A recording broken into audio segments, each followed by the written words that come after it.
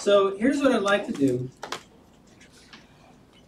before I turn it over to your turn, is I'm going to demonstrate for you like what it can look like for your disciple as you're introducing the Bible to them. And so I have kind of the main points here. So let me grab this one. Here we go. So we'll go with Hank. So let's say that Hank is my disciple. And now remember, here's an assumption we're assuming that Hank is not an atheistic skeptic that I have to convince him. That he's someone who just recently actually believed the gospel, believed that Jesus Christ was the Son of God, he rose from the dead, and he died on the cross, rose from the dead, and because of that, if I put my faith in him, I'm forgiven of my sins, the Holy Spirit moves in, and I get to go to heaven when I die. They believe that. And so we're assuming that it took, that it was real, that this is a willing student. So the way we go about it is not, I got to think of all the ways they're going to argue with me. No. Because if they argue with you, kind of at that point, you need to maybe just kind of back off. Because it might be indicative that their conversion wasn't real. And now you need to kind of go back to square one, in a sense. So don't be hostile. So we're like, Hank, I love the fact that you gave your life to Christ, man. It was the greatest thing that ever happened to me. And I look forward to kind of helping you figure out this new life. Yeah, there's going to be very different things. You're going to live different, you're going to think different. And the way that's going to come about is you need to be in God's Word, what we call the Bible. It's really the only way that you can know God intimately and personally. You can't just know Him through preachers and thinking what you think God is like. This is God's Word. We believe that He wrote it. It's like His autobiography, in a sense. It's about Him, and He wrote it. And so the way to know Him is you got to actually read it. But there's a few things you need to know about this book. Have you ever read it before? I'm not totally through. Maybe little bits and pieces and stuff? Yes. Have you ever read it cover to cover? No. Okay. So that's good because you shouldn't.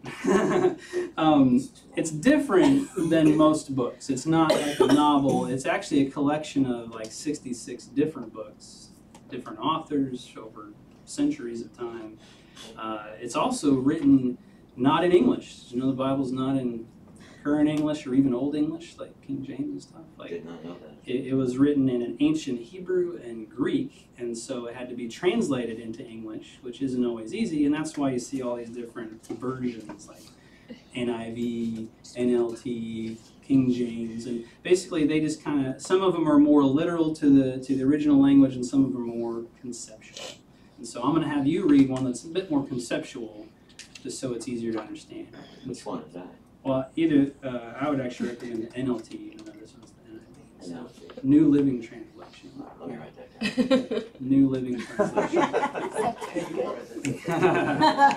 And that's going to make it, I'm going to be doing this with you, by the way. So I'm not just handing this and saying good luck, but I want to give you some clues as to how this book works. So it's translated from ancient languages. I'm going to give you an easier reading one. And then if you look at the table of contents, you'll see, these aren't like chapters in a book where like you're used to. These are actually all the different books by many different authors, and they're actually not arranged in like chronological order. So if you started here, when you got about here, you'd be like, what's going on?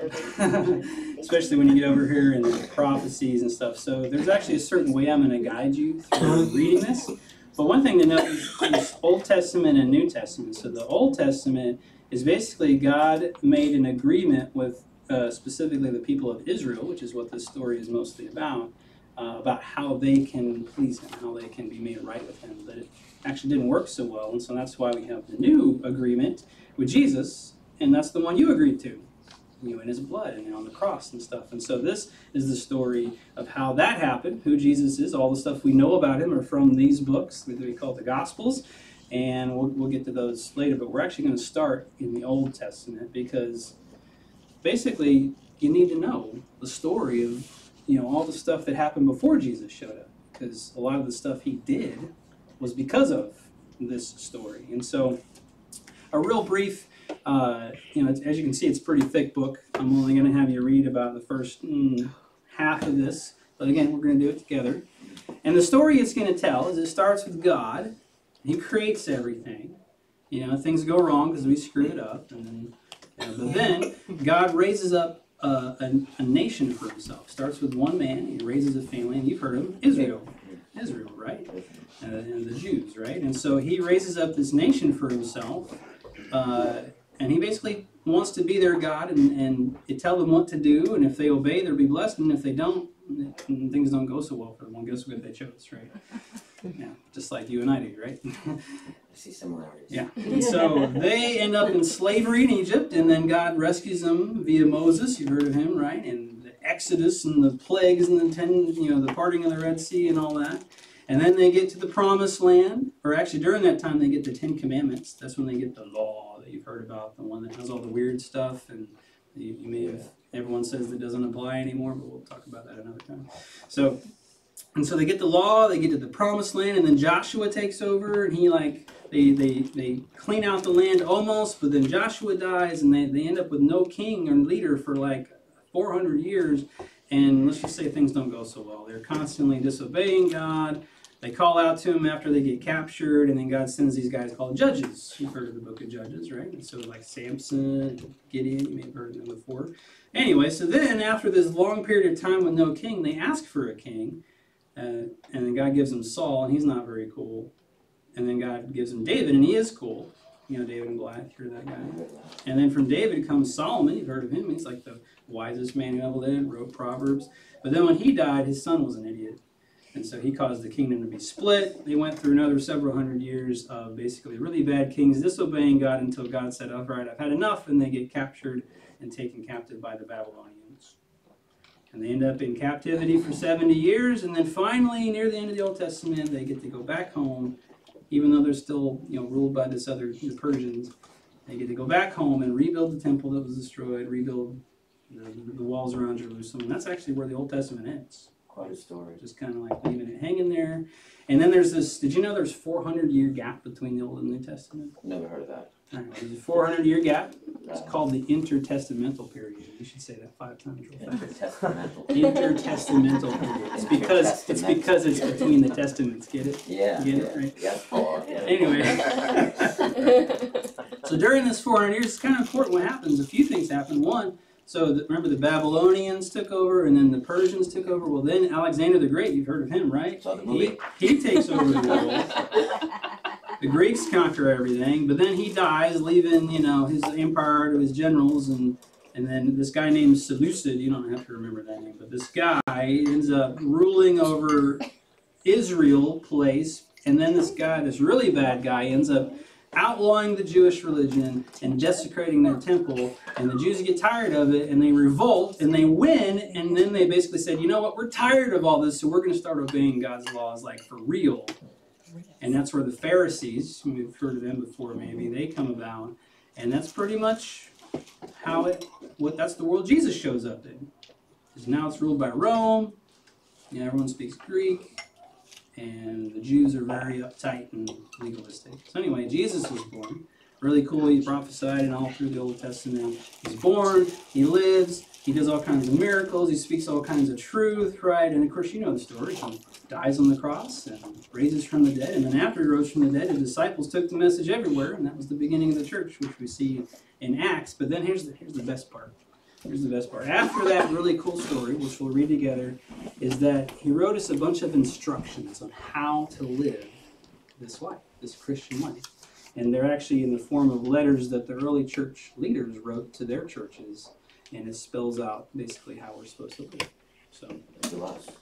Yeah. They written to us. Well, it's not really written to us. It's written to people back then, but it applies to us. Applies to us. Yeah. So, Okay. anyway, what we're going to do together is I'm going to write out a plan, and we're going to read it together every day, and we're going to meet occasionally and talk about it. I'm excited. Cool. Yes, Oh, I am. and I forgot the best part. Okay. Thank you. So there's one more thing you have to remember. So that it's a story and all that's good, but you have to approach it with the right mindset. Again, this isn't just any book. This is what we believe is the actual words of God. And there's a place in the book called Hebrews that says it's alive and active. Okay. And so we believe that you can't just like read it skeptically. You have to read it as if it really is true. Like you ever watch a science fiction movie, like superhero movies and stuff? Even though you know none of it's true, you just play along anyway. It's called suspended disbelief. Anyway, that's kind of how you read the Bible, except we know it's true, but we might not be convinced of it yet because our human minds have a hard time accepting it. So as you read it, even though you might not be totally sure, just read it as if it really is true. And what will happen is as we read it together, you'll come to find out that it is. Cool? Well, I believe it's true already, so I got to Good, you got a head start. I believe it's So, true. Yeah. all right, cool. So this week we'll start with first few chapters of Genesis. Your house or mine? Either one. So That's good. that took about 10 minutes, maybe 10 minutes. Honey, So did you record that? it is recorded. Oh, we got it.